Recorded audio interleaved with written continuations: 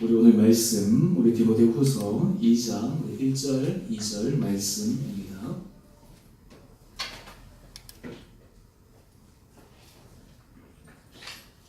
디모데후서 2장 우리 1절, 2절 우리 2절 말씀입니다. 우리 같이 한 목소리로 함께 읽도록 하겠습니다. 내 아들아, 그러므로 너는 그리스도 예수 안에 있는 은혜 가운데서 강하고 또 내가 많은 증인 앞에서 내게 들은 말을 충성된 사람들에게 부탁하라. 그들이 또 다른 사람들을 가르칠 수 있으리라. 아멘. 오늘 11월 우리 7일 우리 수요일 저녁에 나오신 여러분 한 분 한 분들을 주 이름으로 축복합니다. 오늘 말씀의 제목은 오직 은혜로만 이라고 하는 제목으로 함께 말씀의 은혜 나누기를 원합니다. 종교개혁의 모토였던 세 가지를 여러분 기억하실 겁니다. 뭐죠? 오직 믿음, 오직 성경, 또 뭐죠? 오직 은혜. 이 세 가지가 사실 종교개혁에 있어서 굉장히 중요한 모토입니다. 이 솔라 피데, 솔라 스크립투라, 그 다음에 솔라 그라티아, 이 세 가지가 이 종교개혁에 있어서 루트에 있어서 굉장히 중요한 것인데요. 오늘 이 가운데서 특히 은혜라고 하는 단어, 우리 교회 이름도 은혜잖아요. 오늘 사실은 이 은혜에 대해서 우리가 조금 깊게 상고하고 또 우리 삶을 들여다 볼 수 있는 그런 시간 되기를 원합니다. 제가 오늘 제목을 오직 은혜로만 이라고 이렇게 잡았는데요. 사실 우리 삶을 가만히 돌이켜보면 모든 것이 은혜가 아니고서는 우리가 인생 가운데 또 우리가 되어진 지나간 시간들을 돌이켜보면 우리가 한 것은 정말 아무것도 없고 모든 것이 정말 하나님의 은혜다라고 하는 그런 고백밖에 우리 입술에서 나올 수밖에 없습니다.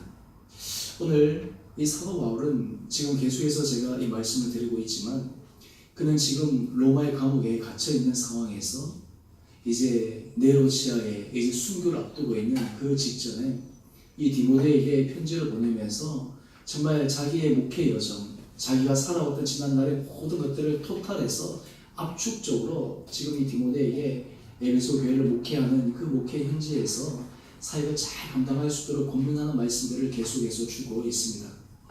우리 지난 시간에 오네시무로라고 하는 사람에 대해서 우리 함께 나누지 않았습니까? 사도 바울이 온 힘을 다해서 사역을 하며 사람들을 세웠지만 그를 떠난 사람들, 그 가운데 부겔로와 호모게네라는 그런 이름을 특정하면서 떠난 사람도 있었지만 오네시무로라고 하는 그런 자기 동력자와 같은 사람, 자기에게 힘을 주는 사람, 위로해 주는 사람, 진리 가운데 분명히 서 있었던 그 사람들을 소개하면서 오늘 2장에서 돌아와서는 이제 사도 바울이 본격적으로 디모데에게 권면하면서 힘을 주는 말씀들을 하고 있습니다.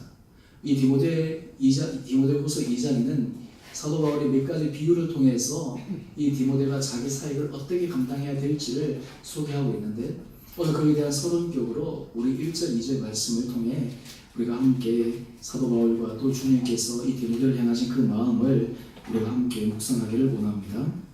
우리 디모데후서 2장 1절 말씀입니다. 우리 디모데후서 2장 1절 말씀 우리 다 같이 한 목소리로 읽어보겠습니다. 시작. 내 아들아, 그러므로 너는 그리스도 예수 안에 있는 은혜 가운데서 강하고 아멘. 여러분은 사람과의 관계 속에서 강한 사람을 좋아하십니까? 약한 사람을 좋아하십니까? 강하다라고 하면 여러 가지 정의가 다를 것입니다. 육체적으로 강건한 그런 것도 있을 수 있고요. 어떤 물질적인 면에 있어서 풍성하면서 강한 힘을 가지는 사람들, 또 아니면 자기 재능이나 여러 가지 이런 탤런트들이 출중해가지고 다른 사람들이 유익을 줄 수 있는 그런 사람들. 사실 세상에서는 강한 사람들의 친구가 되기를 많은 사람들이 원합니다. 그래서 힘이 있거나 뭔가 세상에서 좀 이렇게 두드러지기 시작하면 그냥 주변에 얼마나 사람들이 몰려드는지 몰라요. 그러다가 힘이 없어지거나 제가 가지고 있는 것이 다 이렇게 사라지게 되면 그 주변에 몰려있던 사람들이 다 떠나고 그래서 그 삶에 참 허무함을 느끼는 그런 고백들을 우리가 종종 듣지 않습니까? 오늘 그런데 이 사도 바울은 디모데에게 강하라라고 이야기를 하는데 이 강함의 원리를 우리가 일반적으로 생각하는 그런 원리와 다르게 말씀하고 있습니다. 여러분 우리 자신들의 모습을 보면 여러분 스스로에 대해서 장점도 있고 그리고 약점도 있고 강점도 있고 또 그리고 부족한 부분도 있을 텐데 사람들은 자기의 약점, 자기의 치부, 자기 연약한 부분들을 가급적이면 숨기지 않고 가급적이면 숨기고 그것을 드러내려고 하지 않는 그런 습성들이 있습니다. 왜 그렇습니까? 그런 것들을 드러내고 그런 것들을 얘기하게 되면 뭔지 모르게 다른 사람들이 나를 뭔가 좀 이렇게 가소평가할까봐 나를 좀 이렇게 자기보다 좀 못하게 할까봐 그래서 우리가 다른 사람들에게 자기 연약한 부분들을 잘 드러내놓지 않아요. 그리고 우리가 어릴 때부터 이 보면 사람들에게 자기 연약한 부위 또 자기 어떤 치부 이런 것들을 드러내는 그런 것이 어떤 좀 금기시되는 그런 문화 속에서 우리가 자라왔습니다. 사실 유교 문화에 있어서는 체면 문화 그래가지고 겉으로는 사람들에게 그냥 멀쩡한 척 괜찮은 척 하지만 속에는 병들어 있는 속에는 힘들어하는 그런 것들을 잘 표현하지 못하면서 자라는 것이 사실 한국에 있어서 여러 가지 문화들 가운데 하나입니다. 특별히 남성들 같은 경우는 이런 면에 있어서 더 심합니다. 그다음에 여성들 같은 경우는 이런 것들을 좀 기질적으로나 성품적으로 그렇게 할 수 있지만 남성들 같은 경우에는 이런 것들을 어릴 때부터 감정도 절제하고 자기 속내를 잘 비치지 않고 힘들어도 힘든 척 하지 않고 여러 가지 슬프고 괴로워도 그런 것을 눈에 보이지 않는 그런 억제된 그런 훈련들을 많이 받아와서 사실 자기 연약한 치부나 자기 부족한 것들을 드러낸다라고 하는 것이 얼마나 어려운 일인지 몰라요. 그런데 우리가 하나님의 은혜 자리에 서게 되면 정반대에 서야지만 하나님께서 우리에게 은혜를 허락하여 주십니다. 다른 말로 하면 우리가 하나님 앞에 설 때 하나님 저는 강한 사람입니다. 저는 부족함이 없는 사람입니다. 저는 모든 것이 다 하나님 앞에서 뭐 하나님께서 도와주셔도 되고 아니어도 뭐 저는 살아갈 수 있습니다. 라고 그런 고백을 하는 사람들에게는 하나님의 은혜가 깊이 들어오지 못해요. 하나님의 놀라운 은혜를 받는 사람들은 어떤 사람이냐면 하나님 저는 하나님이 없이는 난 한순간도 살아갈 수 없습니다. 하나님이 도와주시지 않으면 하나님이 붙들어 주시지 않으면 내 삶은 어떻게 될지 알지 못합니다. 하나님 나를 붙들어 주셔야 돼요. 하나님 나를 온전히 잡아주셔야지만 내가 설 수 있습니다. 라고 하는 그런 자기 연약함을 고백할 수 있는 사람이 어떤 의미에서 하나님의 놀라운 은혜를 받아 누릴 수 있는 사람입니다. 오늘 이 사도 바울은 디모데에게 이렇게 얘기합니다. 내 아들아, 참 이 표현 자체가 정말 영적인 아버지, 정말 이 친부모가 자기 아들에게 얘기하는 그 이상으로 정말 자기의 깊은 마음에서 우러나오는 그런 말로 이 디모데에게 얘기합니다. 내 아들아, 너는 그리스도 예수 안에 있는 은혜 가운데서 강해라. 예수 그리스도의 은혜 아래서 강해라 라고 이야기를 합니다. 여러분 디모데에 대해서 제가 몇 가지 계속해서 말씀드렸지만 사실 디모데는 성격적으로 수줍음을 좀 많이 타는 사람이었어요. 어떤 요즘으로 얘기하면 좀 내성적인 사람이라고 할까요? 그리고 어떤 사람들에게 외형적이고 적극적이고 힘 있는 그런 모습보다는 좀 여성스러운 그런 기질을 갖고 있는 사람이 바로 이 디모데였습니다. 뿐만 아니라 이 디모데는 이 몸도 굉장히 연약했어요. 오죽 했으면 디모데전서 5장 23절 말씀을 보면 내 위장과 자주 나는 병, 제가 디모데전서 말씀을 전할 때 이 부분을 제가 말씀을 드렸는데 이 몸이 약해가지고 위도 그렇고 보통 우리가 위가 약하다 하는 사람들은 어떤 사람이 위가 약한 사람이요? 예민한 사람들이잖아요. 그러다 보니까 막 그 조그만 것에서 이 약하고 이 위가 약하다 보니 음식 섭취도 제대로 안 되고 그 다음 그 몸이 체력적으로 떨어질 수밖에 없고 이 기질이나 신체적인 것들 같이 연관되어 있는 것이죠. 그리고 병도 자주 나는 거예요. 한마디로 얘기해서 그냥 골골골골 되는 거예요. 이 지금 에베소 교회에서 이 사도 바울이 디모데에게 목회 사역을 맡겨놨는데 지금 이 디모데의 모습을 보았을 때는 강하고 카리스마 있고 어떤 의미에서 강건하고 사람들 압도할 만한 어떤 그런 기질이 아니라 어떻게 보면 좀 골골해 보이기도 하고 기질적으로도 좀 성품적으로도 좀 수줍은 듯하고 내성적이고 이러한 이 디모데를 향해서 강하라 라고 이야기를 하고 있습니다. 여러분 이 강하다라고 하는 이 의미를 도대체 사도 바울은 어떻게 이 디모데에게 이야기를 하고 있을까요? 오늘 에베소서 6장 10절 말씀을 보면 사도 바울은 에베소 교회를 향해서 서신서를 쓰며 그렇게 이야기를 합니다. 너희가 주 안에서와 그 힘의 능력으로 강건하여지고, 다른 말로 하면 강해지고 하나님 앞에서 세워지는 그 비결은 주 안에서 그 힘의 능력, 다른 말로 하면 주님께서 우리를 붙들어 주시고 주님께서 우리를 잡아주신 그 은혜로 말미암아 강해질 수 있는 그 힘, 그 비결을 경험하라라고 하는 거예요. 그러면서 우리는 이 사도 바울이 왜 이런 고백을, 이런 권면을 할 수밖에 없었는가라고 하는 것을 그의 삶을 통해서 우리가 다시 한번 확인해 볼 필요가 있습니다. 고린도전서 15장 9절 말씀을 보면 사도 바울은 이 15장에는 부활하신 후 예수님께서 나타나셔서 사람들을 만나신 그런 것들을 쭉 소개하면서 이제 마지막에 자기에게 나타난 그 사건을 소개하면서 그는 이야기를 합니다. 나는 사도 중에 가장 작은 자라. 나는 하나님의 교회를 박해하였으므로 사도라 칭함받기를 감당하지 못할 자니라. 사실 어떤 의미에서 이 사도 바울이 자기가 교회를 박해하고 탄압하고 또 그리고 믿는 자들을 죽음에까지 몰았던 그런 과거의 수치스러운 그런 자기의 지난날의 과거가 없었더라면 어떤 의미에서 사도 바울은 굉장히 거만하고 오만하고 자고한 그런 사람이 될 수 있었을 거예요. 왜냐하면 그는 스스로도 자랑하기를 난 바리새인 중에 바리새인이요, 나는 난지 8일 만에 할례를 받고 또 베냐민 지파에 속해 있고 가말리엘 문화생이고 여러 가지 면에 있어서 자기는 갖출 것 다 갖춘 그런 사람이라는 것을 그의 마음 깊은 곳에 가지고 있던 사람이었는데, 이 사도 바울은 자기가 예수님께 했던 그 지난날의 과거가 평생 동안 그로 하여금 하나님의 은혜 아래 설 수밖에 없는 겸손한 사람으로 만들었다라고 하는 거예요. 오늘 그러면서 이 사도 바울은 고린도전서 15장 10절 이어서 이렇게 이야기를 합니다. 내가 나 된 것은 하나님의 은혜로 된 것이니, 다른 말로 하면 자기가 사도로서 이 일을, 이 직분을 감당할 수 있는 것은 오직 하나님의 은혜로서만 되어졌다라고 하는 그 고백을 하고 있습니다. 여러분, 우리 삶 가운데 우리가 하나님 앞에 놀라운 은혜를 구하기 위해서는 우리 안에 간증이 필요하잖아요. 그런데 대부분 어떤 간증이 우리 가운데 힘 있는 간증이 됩니까?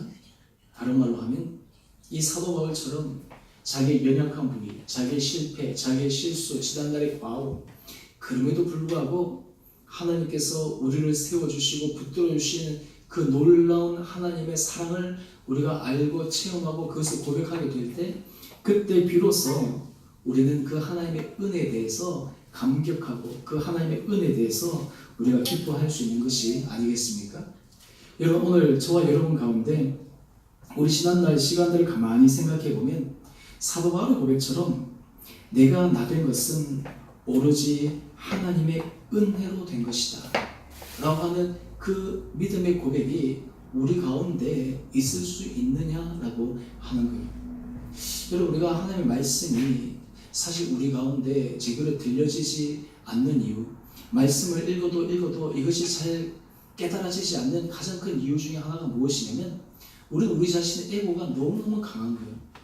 우리 자신의 틀이 너무나 완고합니다. 그러다 보니까 이게 나이가 점점 들어가고 삶의 경험이 많이 쌓여지게 되고, 그리고 우리가 사회적으로 여러 가지 성공하고 사회적으로 뭔가 이룬 것이 많으면 많을수록 더욱더 우리 안에는 이 견고함과 완고함들이 더 가득 차 있습니다. 여러분, 우리가 다른 사람들의 복음을 전할 때 세상에서 성공한 사람, 잘 나가는 사람, 이런 사람들에게 복음을 전하기가 참 어려워요. 왜냐하면 그런 사람들에게는 이 복음이라고 하는 것이 한낱 우스운소리밖에 들리지가 않는 거예요.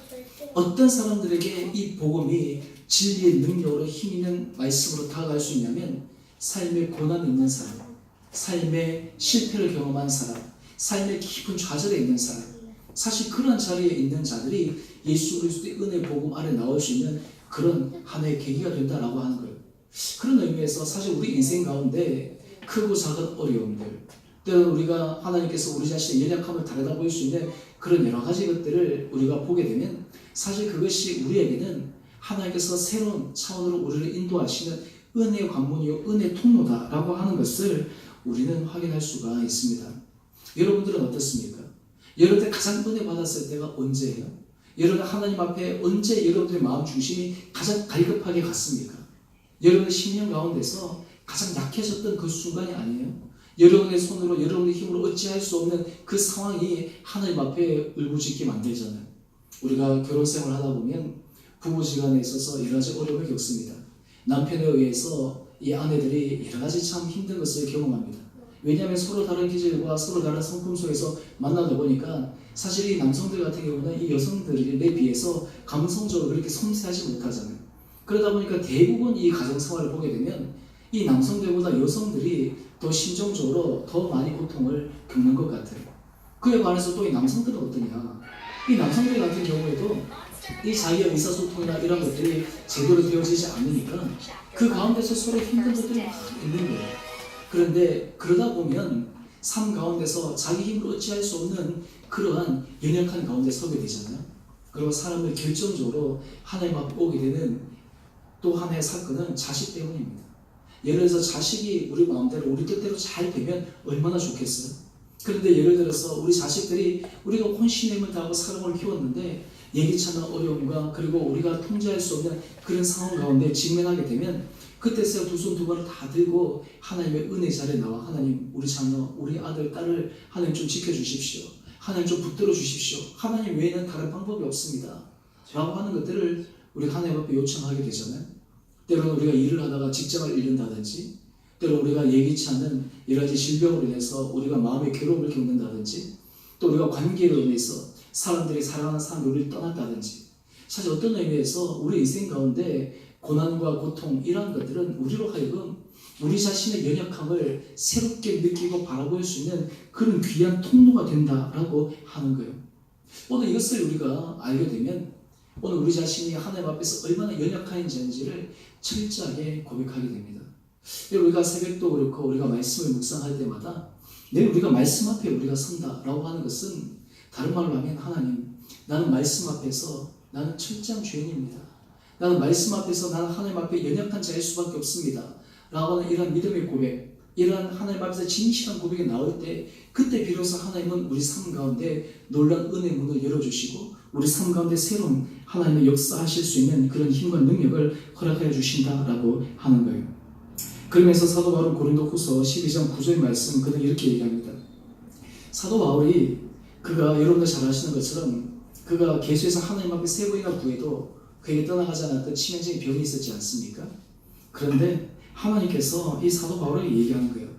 내 은혜가 내게 족하도다. 이는 내 능력이 약한 데서 온전하여 지니라. 여러분 우리가 삶 가운데 여러분 앉아 계신 여러분들 중에 사람들마다 다 자기 나름대로 아킬레스는 그것을 가지고 살아갑니다. 다 자기 나름대로 하나님 이것 좀 제하여 주십시오. 이것만 빠지면 내가 좀 살 것 같습니다. 어떤 사람들은 경제적인 것이 자기에게 이 사도들과 같은 그런 정말 빼달라고 하는 육체의 가시가 될 수 있을 것입니다. 하나님 이 부분만 좀 내가 해결되면 이 부분만 내가 되면 내가 정말 살 것 같은데 하나님 그것 좀 빼주십시오.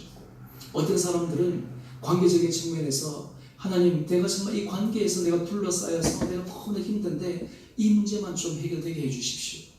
어떤 사람들은 어떤 자녀의 문제로 인해서 어떤 사람들은 어떤 일에 있어서의 그런 여러 가지 힘듦과 어려움으로 인해서 사람들은 생각합니다. 내가 이 문제만 없으면 내가 이 문제만 해결되면 내 인생에 있어서 나는 정말 괜찮아질 텐데 이 문제 때문에 내 인생은 정말 발목 잡고 있구나. 이것이 나를 너무너무 괴롭히는구나. 이것이 나를 너무나 힘들게 하는구나. 그러다 보면 그런 이 문제를 일으킨 그 당사자를 보면 무료한 미운 마음이 생기기도 하고 내가 어떻게 통제될 수 없는 상황 가운데 내 스스로를 자책하게 되고 그러다 보니까 이 상황 가운데서 하나님 주신 은혜와 기쁨을 누리지를 못하는 거예요. 그런데 오늘 사도 바울이 주님께서 말씀하신 것처럼 내 은혜가 내게 족하도다. 우리 삶 가운데 너 지금 무슨 얘기를 하니? 네 은혜가 지금 내게 족해. 너가 처해 있는 상황이 내가 지금 내게 주신 그 풍성한 것을 기억할 필요가 있어. 라고 하는 것을 우리가 깨닫게 된다면 그때 비로소 하나님은 우리로 하여금 하나님께서 역사하실 수 있는 그런 놀라운 은혜 자리로 우리를 세워줄 수 있다라고 하는 거예요. 우리 욥기 23장 우리 10절 말씀, 우리 이 말씀 우리 너무나 유명한 말씀이고 잘 아는 말씀인데 우리 이 말씀 다 같이 함께 읽어봅시다. 시작. 그러나 내가 가는 길을 그가 아시나니 그가 나를 단련하신 후에는 내가 순금같이 되어 나오리라. 아멘. 내가 가는 길을 그가 아시나니 그가 나를 단련하신 후에는 내가 순금같이 되어 나오리라. 오늘 욥의 고난을 여러분들 너무너무 잘 알잖아요. 여러 사람이 성숙한 사람은 어떤 사람이 성숙한 자리에 이르게 되냐면 고난을 통과한 사람입니다. 인생 가운데 시련을 통과한 사람이에요. 인생 가운데 실패라든지 어려움이라든지 고난이라든지 아픔이라든지 이런 것들을 경험하지 못한 사람들은 인생에 있어서 깊은 성숙, 인생에 있어서 깊이 나오는 그런 하나님이 주시는 그런 놀라운 그 단련되어진 순금 같은 그런 은혜를 사람들 가운데 보여주기가 어렵습니다. 하나님은 우리로 하여금 그 연약한 부위로 말미암아 우리를 통해서 일을 하시는 거예요. 여러분, 사람들 가운데 다 약점이 있습니다. 사람들 가운데 다 나름대로 부족한 부분들이 다 있잖아요. 그런데 우리가 그 관점을 오늘의 말씀에 비추어서 이야기 시작한 하나님, 바로 이것은 하나님께서 내게 은혜를 주시고자 하시는 통로입니다. 오히려 그 대상이 나로 하여금 하나님 앞에 나갈 수 있는 그런 대상입니다 라고 하는 그런 믿음의 고백을 할 수 있는 계기가 된다라고 하는 거예요. 요즘 제가 이 계속해서 이 세미나 그 때문에 막 책들 계속 관련된 책들 보고 간증집들 이렇게 계속해서 보고 하는데 참 이 신앙이라고 하는 것이 사람을 얼마만큼 바꿀 수 있는가 라는 것들을 참 많이 보는데요. 그 중에 한 간증 내용입니다. 이분은 보니까 사회적으로도 그렇고 이 남편은 의사고 또 그리고 자기 또 교양 있는 여자로서 남부를 것이 없는 사람이었어요. 그런데 이 남편이 아마 주식 투자를 좀 크게 했나 보죠. 그러다 보니까 이 주식이 폭삭 망해버린 거예요.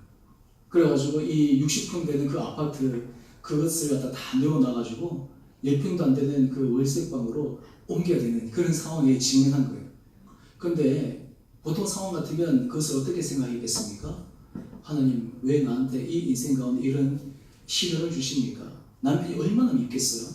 그러면서 그런 상황을 바라봤을 때 인생 가운데서 막 여러 가지 슬픔과 울분들이 가득 차지 않겠어요?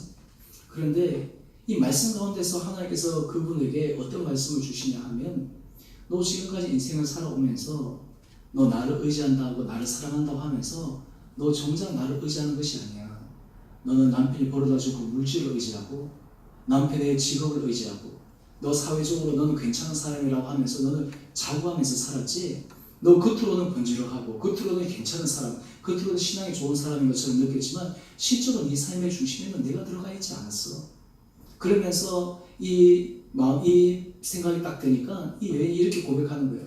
왜 남편이 그렇게 잘못을 했을까? 가만히 생각해 보니까 결과론적으로는 자기가 남편에게 더 많은 물질적인 풍요와 자기가 더 많은 것들을 바라는 마음들이 이 남편에게 투사되다 보니까 이 남편이 거기에 대해서 과도하게 잘못해서 그런 일을 했다라는 그런 결론에 이르게 됩니다. 그러면서 이 여인이 이렇게 고백해요. 이 잘못은 물론 남편이 했지만 이 모든 출발점은 나에게서부터 있습니다 라고 하는 철저한 회개를 하나님 앞에 하기 시작하는 거예요. 그러면서 이 남편이 그전에는 뭐 세상적으로 잘 나가니까 교회를 가겠어요? 근데 이제 경제적으로 힘들고 어려워지니까 그때부터 어떻게 되겠어요? 비로소 교회를 갈 수 있는 기회가 되었잖아요. 그때 하나님께서 그 여인 가운데 어떤 마음을 주셨냐면, 그래, 인생의 고난과 어려움이 다가왔지만 이것을 통해서 너 남편이 하나님 앞에 돌아올 수 있는 기회가 되지 않았니? 라고 하는 그런 삶의 재해석을 할 수 있는 그런 은혜를 주셨다라고 하는 거예요. 우리가 인생을 살아가면서 삶 가운데 우리는 때로는 모든 것이 잘되고 순탄하고 승승장구하고 결과가 좋고 이런 것들 가운데서 우리가 하나님의 은혜를 발견할 수 있지만, 때로는 우리가 연약한 부분 가운데서도 하나님께서 우리 통해서 역사하시는 그 놀라운 은혜의 능력을 경험할 수 있는 것이 바로 하나님께서 우리를 향하신 놀라운 뜻입니다. 그렇기 때문에 우리가 사실 인생을 살아가다가 때로는 여러 가지 힘든 것, 어려운 것, 때로는 실패하는 것, 실수하는 것, 이런 것들이 우리 가운데 어떤 부끄러움이 아니라 오히려 그것이 우리로 하여금 하나님의 놀라운 은혜 가운데 설 수 있는 은혜의 정말 통로가 되는구나. 하나님께서 이것을 통해서 나에게 새로운 문을 열어주시는 하나의 기회가 되는구나 라고 하는 그런 고백을 할 수 있는 것, 이것이 바로 오직 은혜로만 살아가는 삶의 고백이다 라고 하는 거예요. 여러분, 요즘 우리가 삶을 살아가면서 여러분들의 삶은 어떻습니까? 요즘 여러분 삶 가운데 우리 삶이 평안하고 우리 삶이 모든 것이 이렇게 순리대로 쫙 들어가기 시작하면 사실 우리가 하나님 앞에 매어 달리는 것이 약해지잖아요. 그렇지만 우리 안에 뭔가 결핍이 있고 부족함이 있고 뭔가 지금 하나님의 특별한 도우심이 있어야 되는 그 절체절명의 순간 가운데서 비로소 우리는 하나님의 손을 붙들게 되잖아요. 그게 하나님께서 우리에게 주시는 또 하나의 은혜의 문이다라고 하는 거예요. 그때 하나님께서는 우리 삶을 새로운 차원으로 인도하시고 그런 것이 다 통과되고 나면 우리에게 필요한 것도 허락하여 주시고 우리에게 채워야 줄 것도 채워주시고 또 하나님께서 또 우리들이 감당할 수 있는 그런 여러 가지 것도 허락하는 것을 우리가 경험할 수가 있습니다. 이런 모든 것들을 통해서 하나님께서 우리로 하여금 원하시는 하나님의 마음이 있어요.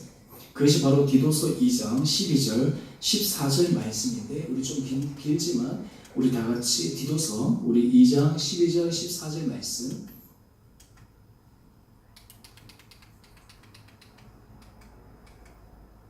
네, 디도서 2장 12절 우리 12절 말씀부터 먼저 한번 읽어봅시다. 시작. 우리를 양식하시되 경건하지 않는 것과 이 세상 정욕을 다 버리고 신중함과 의로움과 경건함으로 이 세상에 살고. 오늘 하나님께서 은혜 가운데 우리를 인도하여 가는 과정은 우리를 양육해 가는 과정이라는 거예요. 우리를 훈련시켜 가는 과정이라고 하는 거예요. 이런 과정들을 통해서 우리의 경건하지 않는 것을 하나님께서 내려놓게 하십니다.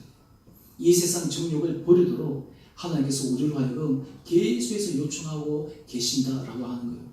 삶의 어려움과 여러 가지 속에서 우리로 하여금 경솔하지 않고 하나님 앞에서 신중함으로 서나갈 수 있도록 우리의 이 세상 가운데서 정말 진리 안에서 의로움으로 경건함으로 이 세상을 살아갈 수 있는 그 길로 하나님께서 우리를 계속해서 부르신다라고 하는 거예요.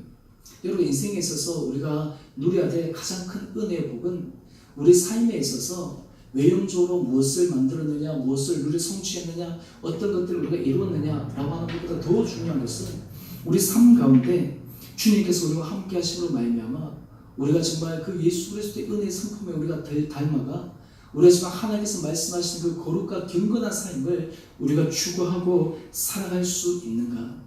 그리고 이 일을 통해서 하나님께서 우리에게 원하시는 말씀이 있습니다. 바로 14절 말씀인데요. 우리 14절 말씀 우리 다시 함께 읽어봅시다. 시작. 그가 우리를 대신하여 자신을 주심은 모든 불법에서 우리를 속량하시고 우리를 깨끗하게 하사 선한 일을 열심히 하는 자기 백성이 되게 하려 하시니라. 아멘. 왜 하나님께서 이 은혜로 말미암아 우리 사람들을 하나하나 다듬어 가시고 때로는 여러 가지 힘든 가운데서도 고난 가운데서 어려움 가운데서도 우리들을 포기하지 않으시고 계속해서 이끌어 가시는가? 그 일은 마지막 절을 보세요. 하나님 앞에서 선한 일을 열심히 하는 누구의 백성이요? 자기 백성. 하나님께서 기뻐하시는 선한 일을 할 수 있는 자기 백성이 되게 하는 것이 하나님께서 우리에게 은혜를 주시는 그 놀라운 이유요 목적이다라고 하는 것입니다. 오늘 말씀을 결론을 내겠습니다. 우리가 오직 은혜로만 살아간다라고 하는 것은 하나님께서 우리를 이 세상 가운데 하나님께서 사용하고 싶은 대로 하나님께서 원하시는 방법대로 하나님께서 뜻하신 대로 마음대로 사용할 수 있는 자기의 백성이 되도록 하기 위해 우리에게 은혜를 허락하여 주십니다. 우리가 하나님께서 사용하시고 하나님께서 말씀하실 때 우리가 하나님 은혜 아래 젖어 있지 않고 우리가 뻣뻣하면 모든 것이 부자연스러워지는 거예요. 하나님 아래 은혜 아래 있을 때 비로소 하나님이 우리를 자연스럽게 사용하실 수 있는 그런 은혜와 은총을 허락하여 주신다라는 것입니다. 오늘 우리가 이 말씀을 통해서 오늘 우리 삶 가운데 때로는 여러 가지 이해되지 못하는 여러 가지 삶의 어려움과 아픔과 여러 가지 고통과 때로는 삶의 문제들을 하나님께서 이것이 나로 하여금 새로운 은혜의 차원으로 인도하시고 약할 그때 곧 강함이라고 하는 그 사도 바울의 놀라운 믿음의 고백을 나도 하실 수 있도록 하나님께서 주신 귀의 힘을 우리가 믿음으로 고백하면서 저와 여러분들이 어떤 상황 가운데서도 오직 은혜로만 힘있게 전진해 나갈 수 있는 한 분 한 분도 되시기를 주님의 이름으로 축원드립니다. 우리 함께 같이 우리 찬양하겠습니다. 우리 찬송